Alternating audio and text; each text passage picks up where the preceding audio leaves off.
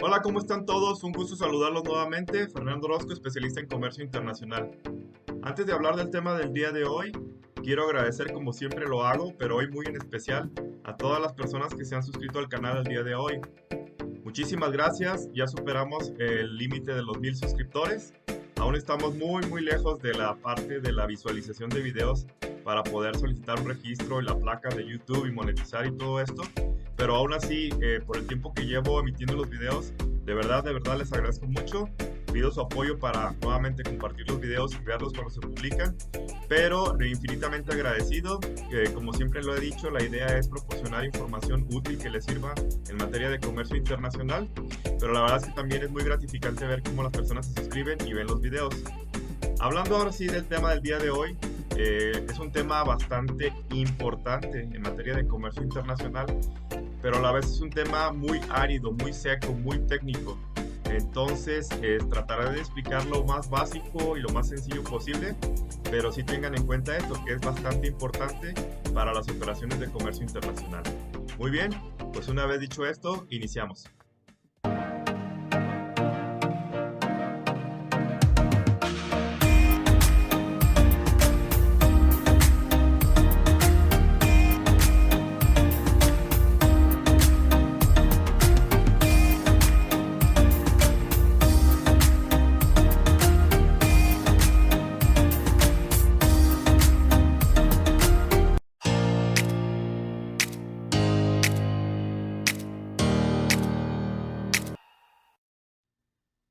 Lo primero que tenemos que definir es qué es específicamente el famoso valor en aduanas.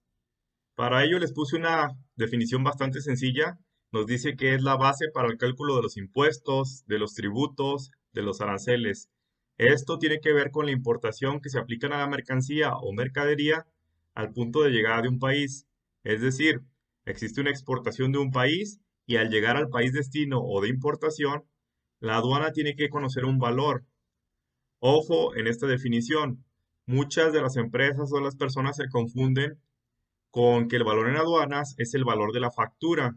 Y esto no necesariamente es cierto, ya que el valor factura tiene que ver más con cuestiones de negociación, de Incoterms, de qué está incluido, y en cambio la valoración aduanera tiene unos fundamentos que vamos a ver un poquito más adelante y tiene algunas características especiales acerca de qué debe ser incluido en ese valor factura y qué no debe ser incluido. Estos serán los famosos incrementables y decrementables. Pero por ahora nos enfocaremos a ver lo que viene siendo el valor en aduanas puro. Muy bien, veamos un poco de los antecedentes.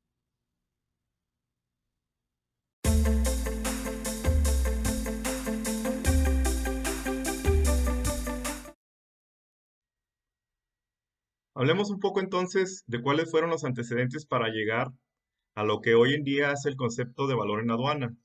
Para ello nos tenemos que remontar a 1947, que es donde se da finalmente un acuerdo que se llama el Acuerdo General sobre Aranceles Aduaneros y Comercio, mejor conocido en inglés por el GATT. Este acuerdo se da después de la Segunda Guerra Mundial y se da a raíz de que varios países empiezan a juntarse y a tratar de poner las reglas del juego, de establecer cómo deberían ser las operaciones de comercio internacional. En ese entonces se establecen tres conceptos básicos de lo que ellos creían que debería manejarse en un valor en aduanas de importación. El primero de ellos era que este valor debería basarse en el valor real de las mercancías. El segundo es que no debería de basarse en valor de las mercancías en un origen nacional o en valores arbitrarios o ficticios. Y por otra parte, que el precio de las mercancías importadas tendría que ser en condiciones de libre competencia. Esos fueron los conceptos generales que ellos querían manejar. Aún y con esto, en ese entonces, esas premisas eran bastante ambiguas y no eran muy claras. Entonces, las aduanas no tenían una base muy real sobre cómo deberían de regular los precios de las mercancías que iban a ser introducidas en los territorios. Debido a ello, muchas aduanas inclusive empezaron a tomar estándares o listados o valores que ellos iban recopilando de bases de datos, de listados, acerca de cuál debería ser en realidad el valor de una mercancía. Esto complicaba muchísimo las operaciones, porque era muy difícil comparar una operación con otra. Se siguió trabajando en este tema y después para 1953 llega otro valor que se conoce muchísimo por la cuestión del valor de Bruselas. Este valor de Bruselas, entre otras cosas, agregó algunos conceptos nuevos a lo que ya se decía, por ejemplo, que se considerara el precio, el tiempo, el lugar, la cantidad y el nivel comercial. Pero nuevamente, seguía habiendo problemas porque en ese entonces era muy difícil poder tener datos de todo el mundo acerca de cuál era el valor correcto que se debería aplicar. Se sigue trabajando en ello y después, entre los años de 1973 al 79, empieza a haber unas rondas para hacer el análisis nuevamente sobre qué estaba fallando o por qué no se podía llevar a cabo este valor en aduanas con mayor transparencia y sobre todo mayor simplicidad, porque hubo muchas quejas de importadores que ellos decían, oye, es que tú estás tomando como referencia un valor que no tiene nada que ver con mi mercancía.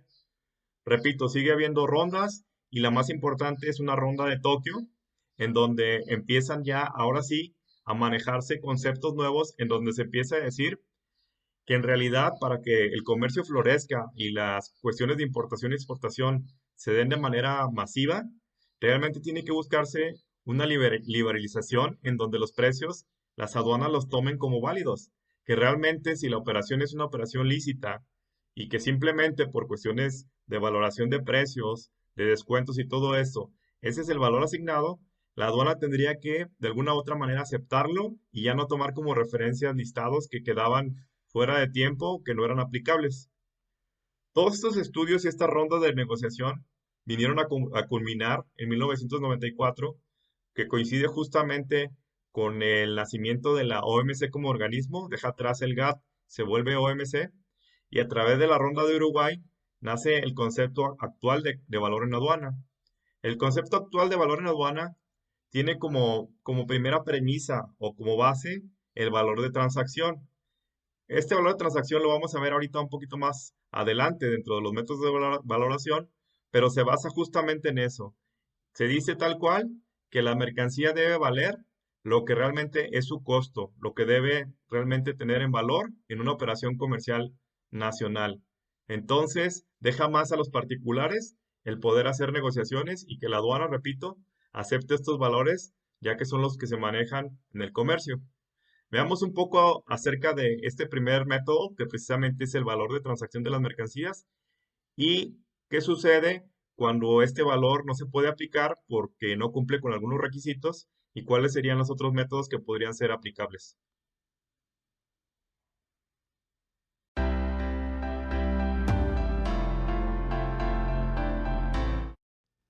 Antes de empezar a hablar de los métodos de valoración, tenemos que mencionar que todos los países que son miembros de la OMC, que hoy en día son la mayoría, tienen que ajustarse a utilizar estos métodos.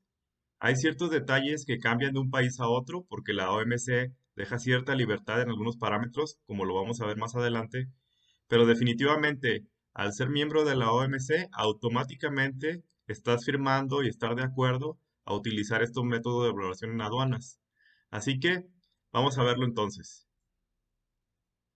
Como ya se mencionó, el principal y el más utilizado método que se habla de que más de un 80% de las operaciones a nivel mundial se dan a través del método de valor de transacción. El acuerdo dispone que este es el método principal número uno que deberá aplicarse salvo en determinados casos. Ahorita vamos a ver cuáles son donde no puede aplicarse este primer método. Significa el valor de transacción que debe de estipularse el precio real de las mercancías y que normalmente se indica por lo general en las facturas, es decir, el documento aduanero que normalmente se utiliza y donde viene reflejado el valor real de la mercancía es en la famosa factura. Ahora bien, este precio, el precio de la factura o precio de valor de transacción, tendrá que sufrir ciertos ajustes que los vamos a ver al final de este capítulo en el sentido de los que están enumerados en el artículo 8, que básicamente nos va a hablar de que como en México lo llamamos los incrementables, cosas que se deben de incrementar al valor, y los decrementables, cosas que se deben de restar. Eso lo veremos al final. Por ahora vamos iniciando a ver uno por uno los 6 métodos de valoración. Como acabamos de mencionar, el primero de ellos, vamos a definirlo más exactamente, es el valor de transacción. Este precio es el realmente pagado, ojo, o por pagar. No necesariamente tienes que haber ya pagado al proveedor para que puedas utilizar este valor. Y es el pago total que por las mercancías importadas haya hecho o vaya a hacer el comprador al vendedor o en beneficio de este. Dichos pagos no necesariamente tienen que ser en efectivo, hay muchísimas maneras de pagar, todas son admitidas. Cartas de crédito, títulos de valor, transferencias, etcétera. Ahora bien, para que este valor de transacción pueda ser utilizado, vamos a ver ahora sí qué condiciones debe de cumplir.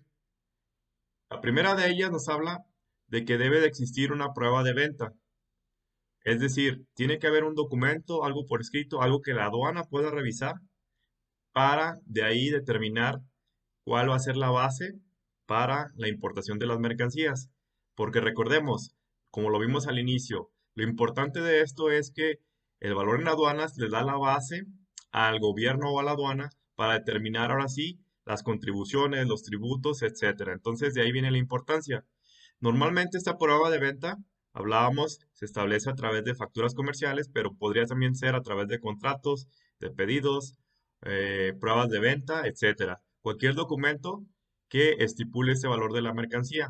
Entonces, tenemos que aprender muy bien que para toda la cuestión de valoración aduanera, lo reitera la OMC y lo reiteran las regulaciones de cada uno de los países, todo lo que son valores deben ser cuantificables, medibles, ¿sí? Y palpables de alguna manera. Es decir, no podemos basarnos en hechos que no estén, digamos, plasmados. Tienen que ser valores que puedan ser auditables, por decirlo así, que estén a la mano de las autoridades y que sean muy claros y muy precisos. ¿Qué más? Entonces, poniéndolo a la perspectiva, si no se tiene una prueba de venta, no hay un documento que lo avale, no podrías utilizar el valor de transacción. ¿Qué más? Tampoco deben existir restricciones a la cesión o a la utilización. Nos dice aquí, no debe de haberlas por parte del comprador, con excepción de aquellas que imponga la legislación del país de importación. Por ejemplo, ¿qué tipo de restricciones? Tal vez el proveedor le dice al comprador, ¿sabes qué? Eh, Me vas a tener que esperar ciertos plazos, me vas a tener que comprar otras mercancías adicionales a las que te llevaste. Es decir, que haya restricciones para haberle hecho la venta. Ciertos casos, casos leves y todo esto podrían ser aceptados, ¿sí? Cuando sean condiciones de mercado. Por ejemplo, si tú compras ciertos vehículos de marca y todo esto y hay un contrato en donde dice que tú tienes ciertas fechas para poder vender las mercancías, bueno, es un contrato internacional que se puede interpretar de que no va a afectar el valor de transacción, porque repito, son cuestiones ya normales del comercio internacional, pero fuera de las normales, es decir, no te pueden exigir cosas que van más allá, ¿sí? Que le compres más, que les des precios diferentes, etcétera. Cuestiones que van más allá de lo que normalmente se maneja en un mercado internacional. ¿Qué más puede impedir que utilicemos el valor de transacción? También no puede estar tampoco supeditado a condiciones que no puedan determinarse en números, es lo que comentábamos. No puede haber algo que se estipule entre el comprador y el vendedor que no pueda la aduana saber exactamente en qué montos está esa restricción o esa condición, ¿ok?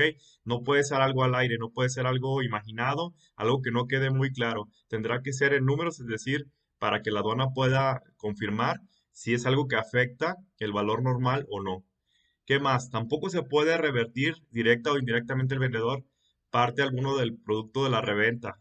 Es decir, yo no puedo decirle, ¿sabes qué, proveedor? Ponme un valor estimado, un valor mucho más bajo, y yo después te pago otra parte por otros medios.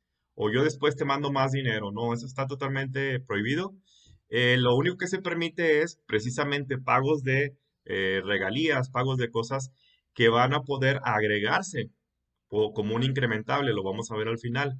Pero repito, cosas fuera del récord, fuera de la operación, en donde la aduana no lo detecte o no puede ser cuantificable, tampoco puede existir. Eso nos llevaría nuevamente a no poder aplicar el valor de transacción. ¿Qué más tenemos? Tampoco puede existir valor de transacción si existe una vinculación entre el proveedor y el comprador, siempre y cuando la vinculación afecte. Ahorita vamos a ver en qué casos podría afectar o en qué casos podría no afectar. Pero antes que nada, tenemos que ver qué se necesita para que las dos partes, proveedor y comprador, estén realmente vinculados para efectos aduaneros. Muy bien. Bueno, los casos son los siguientes. El primero de ellos es que si el comprador y el vendedor de alguna manera ocupan cargos de responsabilidad o dirección en una empresa o de la otra. Es decir, si hay cargos, ¿sí? Dentro de una, del comprador y el vendedor, pues definitivamente existe una relación que va más allá de una compraventa, ¿sí? Hay una vinculación. ¿Qué más? Si están legalmente reconocidos como asociados en negocios, si el proveedor y el comprador están asociados, ¿sí? Desde ahí ya existe una vinculación que nuevamente lo que se trata es de que no existan algunas circunstancias que le lleven al gobierno o a la aduana a pensar que los precios van a ser diferentes a los de mercado. ¿Qué más? Si están en una relación de empleador y empleado, pues por supuesto, si el que le vende al otro es empleado de uno o viceversa, pues puede afectar el precio. ¿Qué más? Si una persona tiene directa o indirectamente la propiedad, control o posesión del 5% más en las acciones o títulos de circulación. Pues es lógico, ¿no? Pensarlo. Si tú tienes acciones la parte del vendedor o del comprador, pues vas a tener una injerencia que para la aduana es suficiente para creer que tú no estás manejando valores reales o no puedes manejar un valor de transacción. ¿Qué más? Si una de ellas controla directo o indirectamente a la otra, de manera en que legalmente esté la vinculación de que una puede ejercer control, ¿sí? Eso también afectaría. Esto aplica para personas y por supuesto para empresas, o si ambas están controladas directa o indirectamente por una tercera empresa o persona. Aquí estamos hablando de las corporaciones, de las empresas que están vinculadas a través de otras empresas, casas matriz o digamos corporativos. En este caso también es muy obvio que puede haber injerencia y por tanto estaríamos peligrando en el sentido de poder aplicar el valor de transacción. Y por último, si son familiares, hablando de personas, si tienen una vinculación por parte de la familia, que sean hermanos, padres, hijos, etcétera, pues también da a pensar de que pueda existir una vinculación y por tanto una afectación al precio de valor de transacción de mercancías. ¿Cómo podríamos definir si estas situaciones afectan o no? Realmente en la parte donde encontramos un poquito más de información es ya específicamente en la Ley Aduanera de México, ¿sí? Esta nos dice, bueno, tratándose de una venta entre personas vinculadas, se tendrán que examinar las circunstancias, dice, y se aceptará el valor de transacción cuando dicha vinculación no influye en el precio. ¿Cómo se podría entender que no influye? Nos da dos conceptos principales.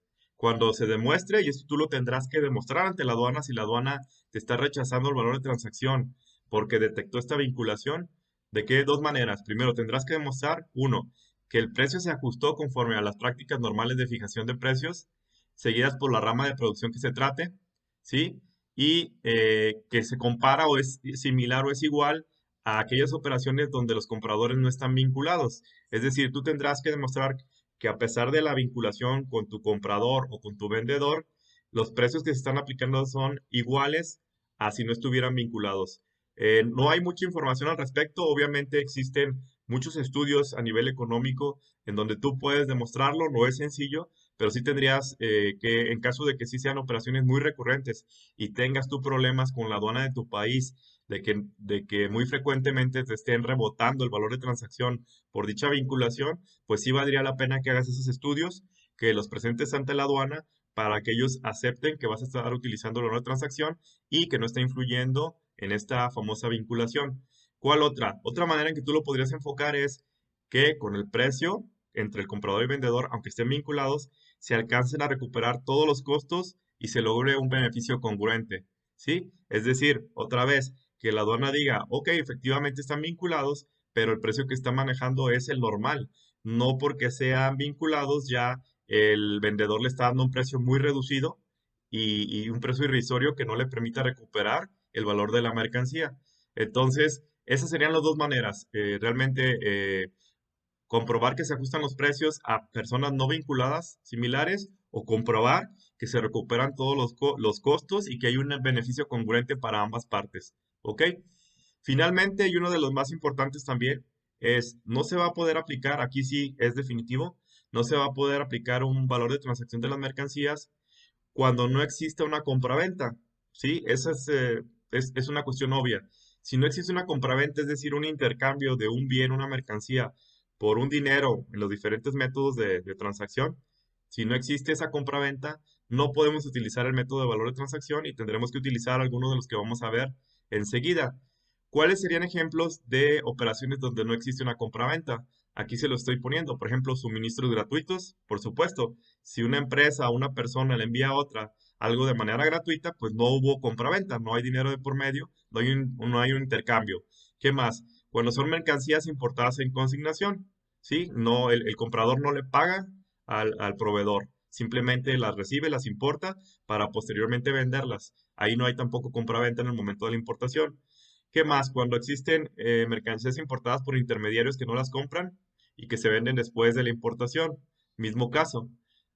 ¿Qué otra circunstancia podría haber? Mercancías importadas por sucursales que no tienen personalidad jurídica. Por supuesto, tus sucursales que no están comprando de ti, sino simplemente importando, tampoco hay una compraventa. Mercancías importadas en ejecución de un contrato de alquiler o leasing. Por supuesto, si tú no pagas por la mercancía, sino simplemente hay un pago por un arrendamiento, un leasing, entonces tampoco existió compraventa. Otro ejemplo sería mercancías entregadas a préstamo. Y por último de los ejemplos, puede haber más, repito, mercancías o residuos que se importan para destrucción. Todas aquellas operaciones donde no hay un intercambio, como lo mencionaba, de mercancía por dinero, ya sean las diferentes modalidades que existen, no va a ser aceptado el primer método de valoración, que es el de valor de transacción. Vale la pena recordar, como lo dije al inicio, este valor de transacción normalmente tiene que estar soportado por documentos. Esta es una cuestión totalmente, ¿cómo lo podríamos decir? Totalmente segura. La aduana te va a pedir siempre cómo soportas ese valor. Entonces tiene que ser a través de documentos. Las aduanas o los administradores de aduanas, a través de la OMC, se les dice que tienen todo el derecho de tener que dudar o pedir más documentos o elementos para comprobar que el importador efectivamente está valorando la mercancía adecuadamente.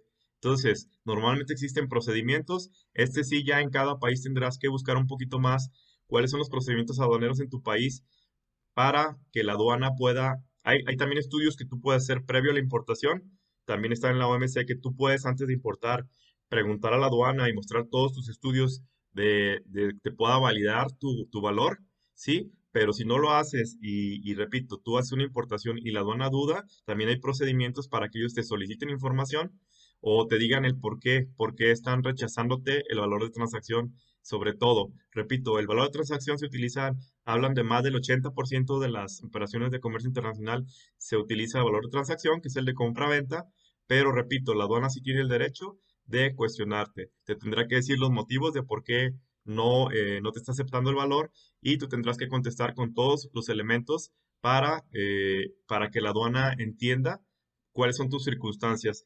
Todo esto que estamos hablando, por supuesto, son generalidades. Los métodos de valoración son muy generales. Por supuesto que ya cada operación, imagínense cuántas operaciones internacionales de compraventa existen en el mundo. Son muchísimas y son tantas como circunstancias diferentes pueden existir en una compraventa. Entonces, se tendrá que evaluar cada una de ellas dependiendo de la operación y dependiendo de eso, entonces tendrás que acercarte con la aduana en caso de que tengas problemas. Veamos ahora otro método de valoración que sería el segundo.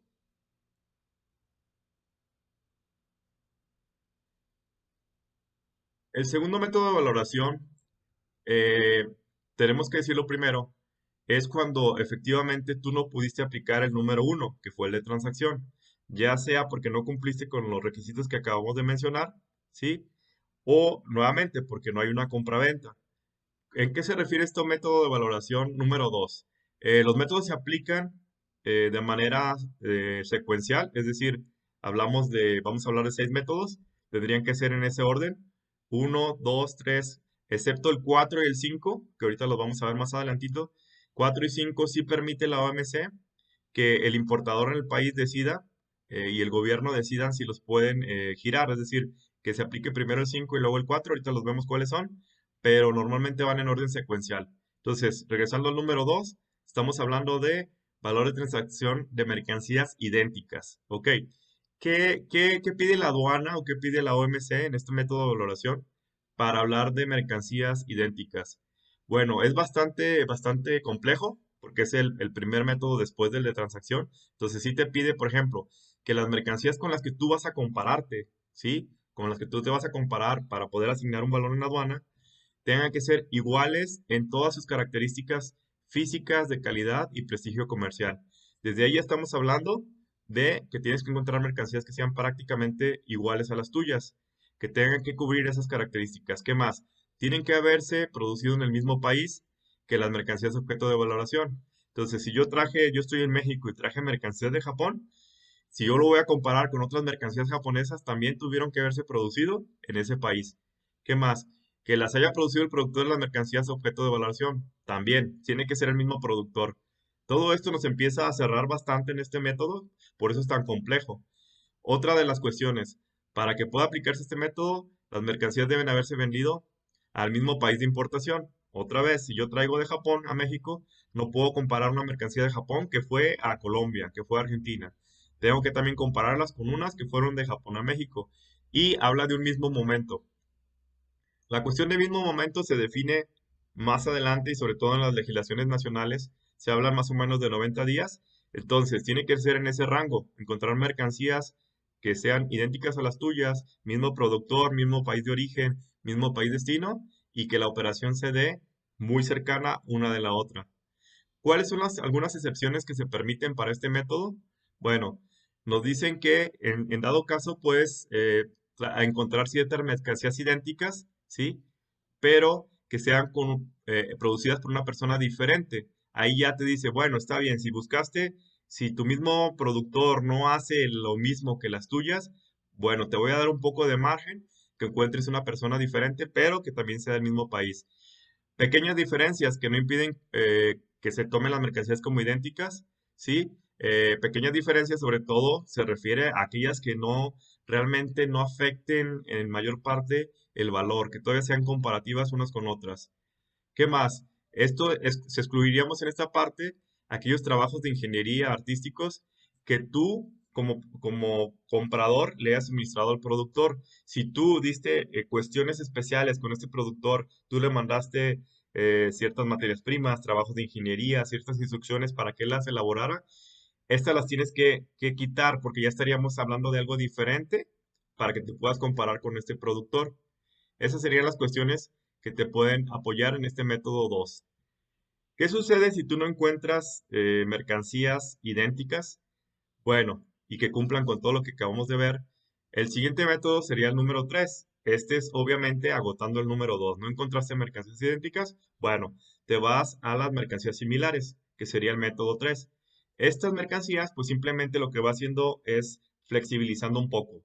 Ya no te habla de idénticos, te habla de que sean semejantes a las mercancías objeto de valoración, es decir, ya tienes ahí un margen para poder utilizar otro tipo de mercancía que son un poquito más parecidas a las tuyas. ¿Qué más? Te dice también que para que las consideres similares, sí tienen que cumplir con las mismas funciones y que sean comercialmente intercambiables. Es decir, yo no puedo, aunque sean similares, comparar un vehículo con una prenda de vestir. Tienen que ser funciones parecidas y sean intercambiables, ¿no? Tal vez si estamos hablando de un mueble, una mesa, una silla, bueno, voy a poder compararme con mesas y sillas, ¿sí? Que sean similares a las mías, pero si se fijan la función y la intercambiabilidad tienen que estar ahí.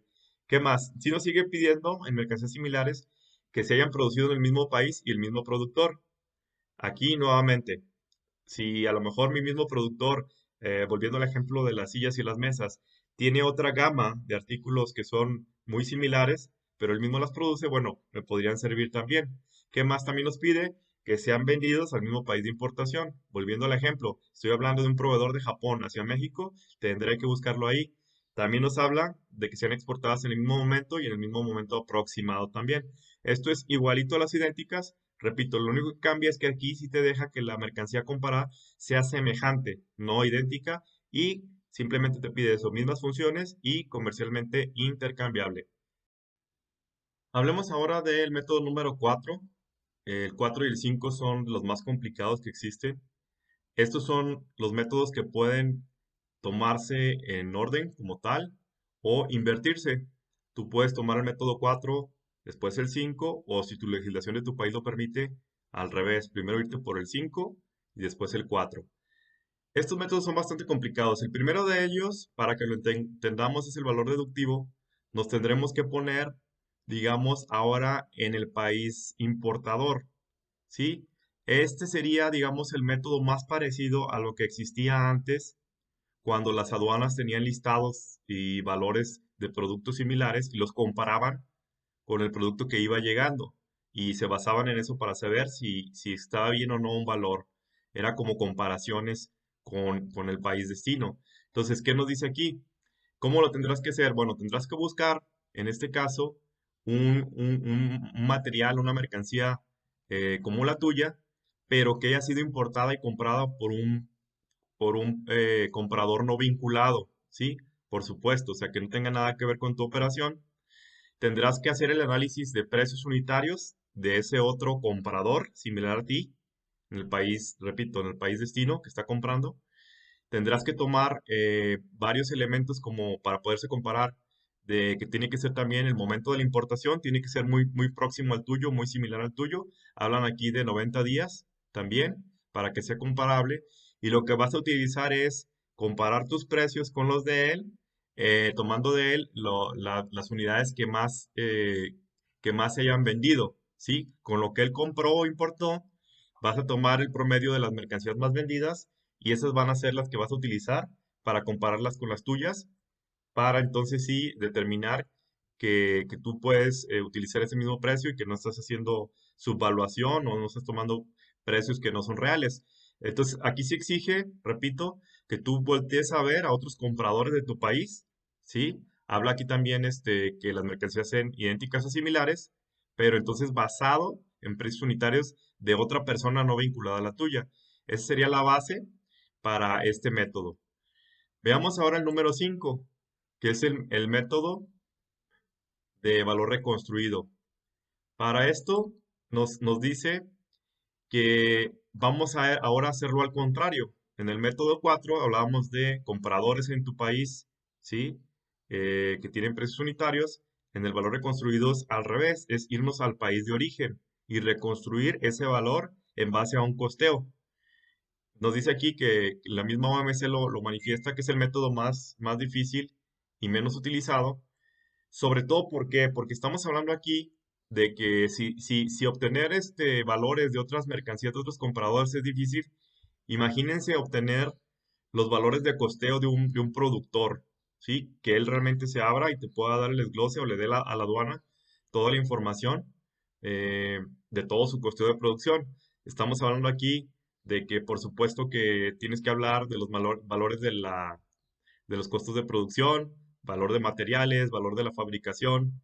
Te habla aquí una serie de cuestiones que tienen que tomarse en cuenta, mano de obra, gastos de montaje, es decir, todo lo que se utilizó, el fabricante utilizó para llegar a ese producto terminado, que es el que tú estás comparando, pues tiene que tenerlo a la mano para poder compararse y decir que llegan a un precio similar al que tú estás manifestando de valor en la aduana.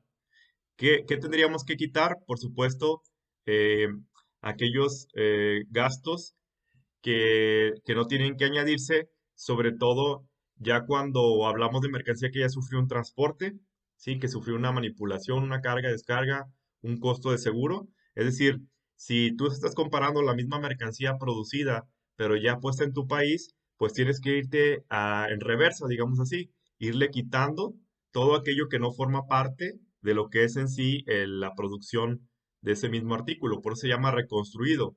Tengo que irme hacia atrás, restarle aquello que no tiene que ver con la producción de los materiales para dejarlo de manera pura y poderlo comparar con el mío. Esa sería la manera de utilizar este método. Repito, es bastante complicado porque implica costos de producción que si de por sí encontrar mercancías idénticas o similares a las tuyas es difícil, ahora encontrar o poder manifestar ante la aduana esos valores y que un productor los pueda aportar es muy, muy complicado. Finalmente, ¿qué sucede si yo realmente no pude utilizar ninguno de los anteriores? Mercancías idénticas, mercancías similares, ¿sí? El valor deductivo o el método 4. Bueno, nos queda el último, que viene siendo el método 6, que le llaman el método de la última instancia o último método de valoración. ¿Qué nos dice aquí? Simplemente te da la flexibilidad de que tú puedas regresar a aplicar los métodos nuevamente, te regresas, valor de transacción, mercancías idénticas, similares, etcétera, pero ya te dice, ¿sabes qué? Aplícalos de una manera más, ¿cómo puedo decir? Más razonada, más flexible, te da ya como un margen, ¿no? De que a lo mejor la mercancía no es idéntica, pero encontré una que es muy parecida, ya no similar, pero parecida, etcétera. Tú tendrás que fundamentar muy bien, por supuesto, cómo llegaste a definir este valor de segunda vuelta y tendrás que irlos aplicando nuevamente. Este método de valoración también es muy utilizado cuando hay circunstancias muy menores, por ejemplo, la cuestión tal vez de que no hubo una compraventa, no hay una compraventa, pero tú tienes fehacientemente a la mano el valor de transacción real de la mercancía. No lo pudiste aplicar porque no hubo una compraventa, pero tienes a la mano que el valor es definitivamente el valor real. Entonces, tal vez te pueda regresar y vuelves a aplicar valor de transacción, pero ya segunda vuelta, ya como no hubo una compraventa, pero repito, teniendo a la mano un valor comercial totalmente validado y que si la aduana te cuestiona, tú puedes rápidamente comprobar que es un valor comercial normal, real, entonces, digamos, estás aplicando un valor de transacción de segunda vuelta. Y si no, repito, te vas a mercancías idénticas, similares, todos ellos, pero ya con más flexibilidad para que puedas llegar a alguno de ellos, porque a final de cuentas, las mercancías sí o sí van a tener que tener un valor en aduanas, porque repito, es la base para cálculo de tributos, impuestos y todo lo que tiene que ver para aplicar tasas, todo lo que tiene que ver con impuestos en las aduanas de llegada. Entonces, definitivamente tienes que tener un precio, un valor que se pueda aplicar en los documentos aduaneros.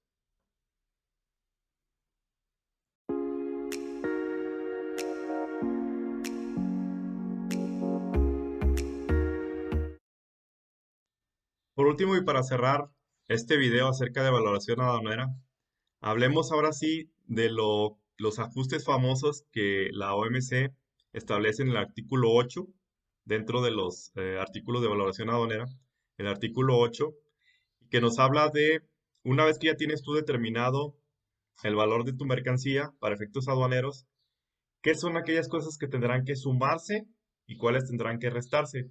Para ello, primero, para que lo entiendas muy bien, tenemos que definir exactamente dónde se hace un corte, dónde se determina qué se tiene que agregar y dónde se tiene que decrementar o restar.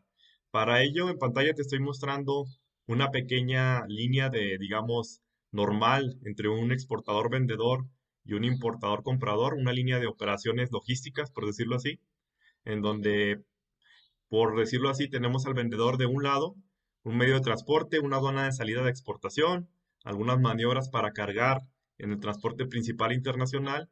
Después tenemos un aeropuerto, un puerto, una terminal de llegada. Y precisamente en esta línea en donde está la aduana de llegada de importación, donde está el comprador, donde está el destinatario, aquí es importante que entiendas este momento. Una vez que tú entiendas este corte o este momento, vas a poder entender muy claramente dónde se tienen que incrementar cosas en caso de que sea necesario, costos, y dónde se tienen que decrementar o restar. Muy bien, entonces, para esta situación, la OMC comenta que el momento tiene que ser el momento en que la aduana de llegada, la aduana del país destino, ¿sí? Haga el corte para la base del cálculo de aranceles, tributos, como quiera que le llamen en tu país a los impuestos que se pagan por importar una mercadería, ahí es el momento, ese es el momento. En el caso de México, está mucho más señalado, tú también puedes checar tu regulación interna. El caso de México está muy señalado de manera muy física, muy entendible, cuándo es ese momento. En el caso de México, por ejemplo, nos dice, considerando los tres principales medios de transporte, por ejemplo, el caso de vía marítima, estaremos hablando de la fecha del fondeo, un momento de fondeo, y cuando no haya un fondeo, un amarre o atraque de la embarcación. Ese es el momento, digamos, donde cortan, que es para el cálculo de contribuciones en México, contribuciones de importación. Entonces, en el caso marítimo sería ahí. En el caso del terrestre, estamos hablando número dos, cuando las mercancías crucen la línea divisoria internacional. En el caso de México, por ejemplo, tenemos operaciones con Estados Unidos vía terrestre y operaciones también en la parte sur con Guatemala, y con algunos otros países como Belice, en donde existe una línea divisoria internacional terrestre. Entonces, en el momento de cruzar, es donde estamos hablando nuevamente que ahí es el punto donde van a nacer el momento de las contribuciones, la base, y también nos va a dar el momento o el corte para los incrementables o decrementables. Finalmente, en la parte del transporte aéreo, pues por supuesto, cuando toque el primer aeropuerto nacional, nacional se refiere en el país de llegada. Entonces ahí va a ser el momento de hacer el corte de todas las operaciones logísticas de llegada y las que sean posteriores a ella. Una vez habiendo entendido este punto que es crucial para dónde se determina la base gravable del valor en aduanas y también dónde está el corte para determinar cuándo puede existir un decrementable o un incrementable, pasemos ahora sí a ver los dos, incrementables y decrementables. El primero de ellos, como la palabra lo dice, nos dice, la OMC es muy general en su página y dice, además del precio pagado por las mercancías, sí, ya lo determinamos los métodos para determinar el valor, a lo que se ha pagado ahí, dice, si existe algo más que no esté integrado en ese valor que te da el proveedor, tendrás que incrementarlo. ¿Qué pueden ser esos gastos incrementables? ¿Qué puede haber? Vamos a ver primero general, la OMC nos dice, por ejemplo, si existen también pagos por aparte del precio, digamos, de valor de transacción, existen comisiones y gastos de corretaje, también tendrás que incrementarlas. Por supuesto que esas comisiones y gastos de corretaje, por eso está esta línea del corte que les puse en la parte superior, tendrán que ser, digamos, en el momento en que se dé digamos, el cálculo de las contribuciones. ¿Qué más? Costo de envases o embalajes y gastos correspondientes. También, si existe un pago por aparte del precio de un embalaje, lo vamos a ver mucho más a detalle en el artículo 65 de la Ley Aduanera de México, también tendrá que incrementarse. La OMS dice determinados servicios. Ahorita en la parte mexicana vamos a ver cómo es más específico. Determinados servicios que también sean pagados por aparte de las mercancías también tendrán que incrementarse. ¿Qué más? Los cánones y derechos de licencia también. Beneficios ulteriores, o sea, beneficios que también tú le das al comprador y que sean posterior. Ahora bien, aquí entra algo muy interesante. Dice también la parte del costo de seguro y gastos de transporte y servicios también pueden incrementarse o no. Esto depende de cada país. Es muy importante que tú revises la legislación de tu país para ver qué dice la cuestión aduanera de sobre si la cuestión del transporte y de seguros tienen que incrementarse o no. Normalmente todos los países sí le incrementan. En el caso de México, ahorita lo vamos a leer, se tiene que incrementar también el transporte y el seguro si se paga por aparte de las mercancías. ¿Hasta dónde? Nuevamente, arriba está el corte todo el transporte y seguro que pase antes de llegar las mercancías a este punto, que es, digamos, cuando llegan al aeropuerto final, ya lo vimos cuando atraca el buque o cuando pasa la línea divisoria en cuestión terrestre. Si lo comparamos esto de la OMC con el artículo 65, que es exactamente lo mismo, pero ya a nivel legislación México, queda un poquito más claro. Aquí nos dice, el valor de transacción también deberá comprender lo siguiente, siempre y cuando no estén incluidas en el precio pagado. Nuevamente, si hay un transporte que pagó el proveedor, pero ya está en la factura, pues por supuesto que no debes incrementarlo. Estamos hablando de lo que el comprador pagó por aparte. Muy bien. ¿Qué más? Comisiones ya lo vimos, costo de envases, embalajes también. El embalaje aquí sí es más preciso en México, tanto por concepto de mano de obra como de materiales. Si hay un embalaje, para los que conocen de logística, todo lo que conlleva a embalar las mercancías, es decir, además del empaque hay un embalaje, pueden ser tarimas, pueden ser todo tipo de, digamos, materiales adicionales para proteger la carga o para poder maniobrar la carga. Todos esos gastos también, si se pagaron por aparte y los pagó el comprador, se tienen que agregar al valor en aduana, es decir, esa base va subiendo. Tenemos el valor de la mercancía y tenemos otros incrementables que van a hacer que el valor en aduana suba y por tanto, así lo es. Si tu mercancía paga un valor, por decirlo así, del 10%, pues esa base estará subiendo y estarás pagando sobre esos valores también. ¿Por qué? Porque es así. Es muy sencillo. En este esquema lógico de valoración aduanera te dice, si tú estás trayendo una mercancía, por supuesto que cuando está a punto de entrar a tu país destino ya tiene otro valor, porque hubo una serie de gastos también efectuados y de costes efectuados para hacerla llegar ahí. Entonces ya tiene un valor, por decirlo así, agregado, no solo de la mercancía, sino todo lo que ocurrió para que pudiera llegar a ese punto. ¿Qué más? También aquí es interesante. Nos dice los gastos de transporte, seguros y gastos conexos, manejo, carga y descarga. Quiere decir entonces que México adoptó la valoración aduanera en el sentido de que el gasto de transporte y de seguro sí se incremente. Entonces, en el caso de México, todo el territorio nacional, sí tendrás que incrementar cualquier seguro, cualquier gasto de manejo, carga y descarga que tú hayas pagado por tu cuenta, que no venga incluido, repito, esto es muy importante, que no venga incluido ya en el precio que te dio el proveedor, ¿sí? El vendedor. Aquí es donde entran o se ligan muchísimo ya los Incoterms, que es otro tema aparte, pero se ligan mucho los Incoterms porque los Incoterms sí hablan de normalmente cuáles serían, por eso lo menciona la OMC, valor CIF, cuáles serían los gastos de transporte y seguros que normalmente debe pagar el vendedor, que sería en el caso del grupo C, como CIF, CIP, CFR, etcétera, que desde ahí ya te incluyen, el Incoterm mismo te lo dice, que el proveedor es el que está pagando eso. Entonces tienes que tener cuidado también que los Incoterms vayan enlazados en la lógica de la valoración aduanera. Si se maneja un grupo C, el proveedor se supone que ya incluyó el flete, no tendrías tú por qué incluirlo. ¿Dónde sí podrías incluirlo? A lo mejor en un FOB o en un FAS, en donde ahí está el Incoterm, te lo está diciendo que el proveedor no lo está pagando. ¿Ok? Entonces tienen que ir enlazados y compaginar. ¿Qué más nos dice? También todo aquello que el comprador pague, ¿sí?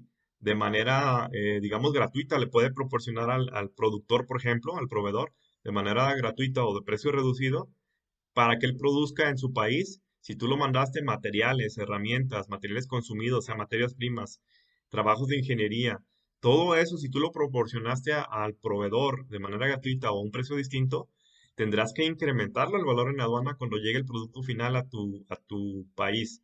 ¿Sí? Entonces, ojo con eso. ¿Qué más? Regalías y derechos de licencia, ya lo hablamos acá, como cánones y derechos de licencia. También tiene que ver con toda esta cuestión de marcas, de licencias para tú poder, por ejemplo, si traes marcas registradas, tu producto trae una marca registrada y tienes que hacer un pago al proveedor por utilizar o distribuir esa marca, también tienes que agregarlo, eso tiene un costo. Tienes que agregarlo en el valor en aduana de la mercancía. Tendrá que pagar impuestos de importación en su caso. ¿Qué más nos dice? El valor de cualquier parte del producto de la enajenación posterior, cesión o utilización ulterior de las mercancías que se revierta directamente o indirecta al vendedor. Es lo que nos dice acá, decía la OMC, los beneficios ulteriores. Si tú después le mandaste otro dinero por aparte, ¿sí? Al proveedor, por aparte, nuevamente hablábamos hace poco en el video, también tienes que sumarlo, no tienes por qué dejarlo a un lado, porque también tiene que, digamos, costearse para efectos de valoración aduanera. Entonces, ojo con esas facturaciones separadas, con esos envíos de dinero internacional a proveedores en otros momentos, porque si la aduana detecta que forma parte del pago de las mercancías que importaste, te puede exigir los derechos de importación que no pagaste, los impuestos, los tributos. Entonces, ojo, también esa parte entra ahí. Entonces, todo esto que mencionamos forma parte de lo que se debe de incrementar siempre y cuando no venga en el valor ya pagado al proveedor, ¿ok? Tendrás que incrementarlo. Esto es lo que se tiene que incrementar. Por ahí habrá algunos otros conceptos que no vengan aquí. Si no están citados, no se deben de incrementar, solamente lo que venga determinado. Sobre todo, repito, tiene que ver mucho con la legislación interna de tu país. Revisa muy bien a detalle qué es lo que tu país aduaneramente sí exige que sea incrementable, porque puede haber variaciones. Como lo vemos, la OMC es muy, muy general, pero de todas maneras todos los países tendrán que regirse por esos conceptos generales y simplemente detallarlos ya en su legislación nacional. Ahora bien, veamos entonces, ya vimos lo que se debe de sumar al valor en aduanas. ¿Qué sería lo contrario? ¿Qué sería lo que yo tendría que restar de ese valor? Pues aquí en ese sentido sí es bastante sencillo. Nuevamente, nos tenemos que colocar en este corte. Ya hablamos del momento de cuándo se considera el momento en donde se hace un corte para, digamos, calcular impuestos, ¿sí? Y simplemente es muy sencillo porque nos dice lo que se puede restar es aquello que suceda después de la importación y que venga, aquí sí, al revés, que sí venga en la parte de que el proveedor lo está pagando, ¿no? ¿Qué podrían ser? Por ejemplo, aquí utilizamos la OMC, lo deja muy escueto y dice simplemente los gastos se hayan incurrido después de la importación. El artículo 66 de la Ley Aduanera Mexicana sí dice, por ejemplo, el valor de transacción no comprenderá los siguientes conceptos. Eso sí te dice, siempre que se encuentren desglosados o especificados de manera separada del precio. Entonces, estamos hablando después de la importación, ya en el país destino. Si nos situamos en México, son aquellos gastos que vienen en la factura del proveedor, ¿sí? Pero que son pagados posterior a la importación. Entonces, nos dice aquí, cualquier gasto que por cuenta propia realice el importador, aun cuando se puede estimar que benefician al vendedor. Entonces, también si yo pagué algo como comprador, pero es posterior a la importación, no tengo por qué incrementarlo al valor. Si yo pagué aquí un flete para llevar la mercancía de la aduana de importación a mi almacén, a mi bodega, a mi fábrica, no tiene por qué formar parte del valor en aduanas, porque eso pasó posterior. Nuevamente, si hay un flete también en el mismo ejemplo, que lo pagó, lo va a pagar el vendedor, aquí estamos hablando, volviendo a los Incoterms, de aquellos Incoterms con la letra D, Deliver, DAP, DPU o DDP, aquí hay que tener cuidado, porque entonces si el proveedor te está mandando la mercancía con ese Incoterm hasta tu fábrica y aquí hay un flete, pues dile que lo desglose, que lo separe del valor de la mercancía. ¿Para qué?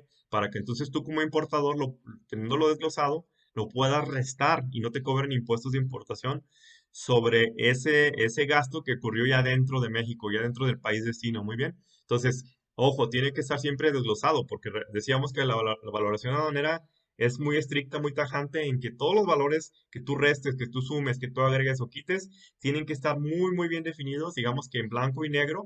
No puede ser a la imaginación, no pueden ser ahí como que sí, como que no. No, tiene que ser muy claro, la aritmética debe ser clara para que tú lo puedas quitar o poner. Entonces, tienen que venir desglosados. ¿Qué más? Dice aquí, siempre que se distingan del precio pagado, los gastos de construcción, instalación, realizados después de la importación. Sí, nuevamente, vamos a decir que el proveedor va a hacer una instalación ya en tu fábrica o va a hacer algún trabajo posterior de armado. Pero ya en México, pues también se lo puede restar, te lo desglosa y lo restas del valor en aduana.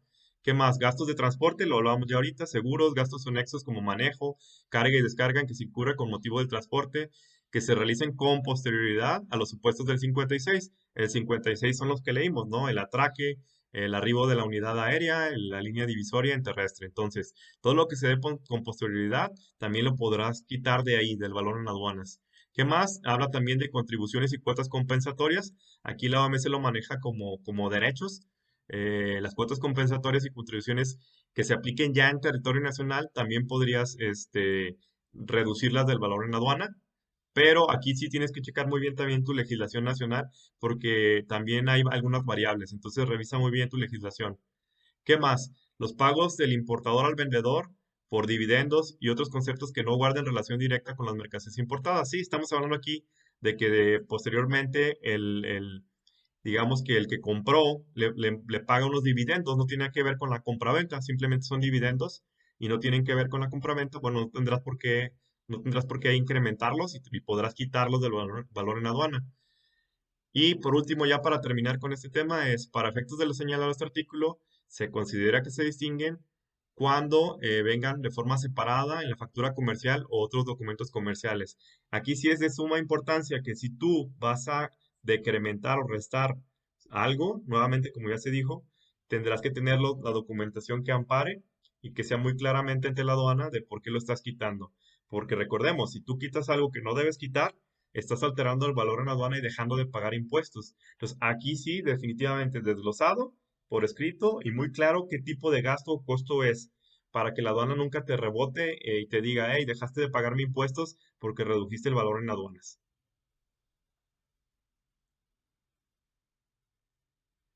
Muy bien, amigos, pues hasta aquí el tema del día de hoy. Repito, es un tema bastante complejo, bastante árido.